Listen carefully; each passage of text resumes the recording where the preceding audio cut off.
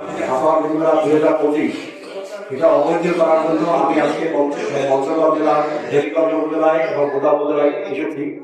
আজকে বিভিন্ন রাজনৈতিক দল এবং তাদের যে সংসদ প্রার্থী এবং তাদের এজেন্ট এবং তাদের সমর্থকদের সাথে আমি বৈঠক করেছি এবং এই রাজনৈতিক দল প্রার্থী আবহাওয়া বিধিমালা 2025 সেই প্রতিষ্ঠা আমি তাদের সামনে অবহিত করেছি, তাদের সামনে উত্থাপন করেছি এবং তাদেরকে আমি বলেছি যে এই নির্বাচনের যে প্রার্থিত আহ্বান বিধিমালা হয়েছে, রাজনৈতিক দলের যে আহ্বান বিধিমালা হয়েছে সেই বিধিমালা মানতে হবে এবং আমরা সবার সাথে আগে যদি আমরা জানি যে এই ধরনের অপরাধ আসলে এই ধরনের কর্মকাণ্ড করলে সেটা অপরাধ যদি আগে থেকে জানা যায় তাহলে কিন্তু সেই অপরাধ হয়ে যাচ্ছে।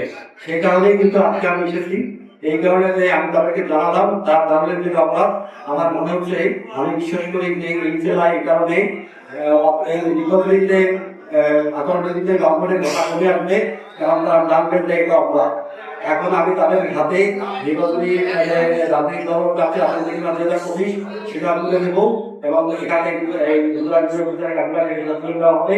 এরপরে আমাদের যে এখনকার যে কার্যক্রম আছে সেই কার্যক্রম আমরা জেলাধিকারী কর্মচারী হিসাবে কার্যক্রম হবে এবং যারা রাজনৈতিক দল রয়েছে এখানে তাদের যে কর্মী সেটা তারা জানতে পারবেন।